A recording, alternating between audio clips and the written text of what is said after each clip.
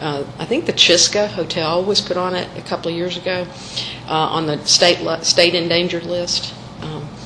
And that's one we're watching very closely too, down on South Main. And then, and it was given to Kojic, Church of God in Christ, by the Pigeon and family. It was the Pigeons, and then there was another family.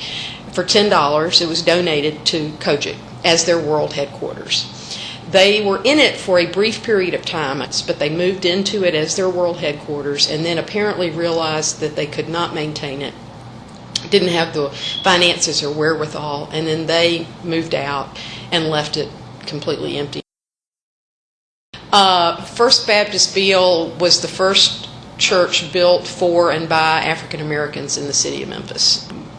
It has had a small congregation over the years, and it, as most older church congregations, they kind of age in place. And I haven't talked to them lately. I know there was a great concern about First Baptist Beale when they built the Forum because of the huge amounts of construction that were going on and the shaking that the building would incur because they were pounding huge steel things into the ground to support the Forum.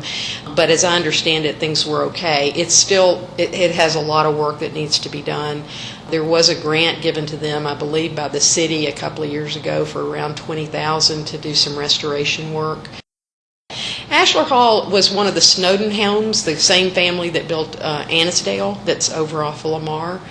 Ashler was one of the children's homes, and it was started as a home, and then it became a nightclub, and then Prince Mongo purchased it, and he also made it into a club, and then it was closed down, and it's just been sitting there ever since. The Steric building, which has been vacant for many, many years, has its own issues because it's a situation where the land is owned by one family and the building is owned by another entity. So until you can get those two things working together, it makes it kind of difficult. So it's been at least 15 years since it's been empty, maybe about the 19th Century Club on Union Avenue. And I would say it's endangered, but yet I think they'll work it out, and I think they have a plan to help get it back to where it was, but it's still going to take time, money, and effort. We want to see adaptive reuse work. We don't want to see buildings warehoused if they don't have to be. We're working behind the scenes oftentimes when we're fighting a building coming down to come up with a solution. Lowenstein Home, there were several of them in town, but one of them is on the corner of Manassas and Jeff. Husband and wife, a couple here, and they live there most of the year. They love old buildings. They bought it at auction. They plan on living there. They did do some restoration on the outside, and they plan on fixing up the rest of it later. But there's several of those Sears towers that have been reconstructed. I think there's one in Minneapolis, and they've used. But yeah, they've been quite successful.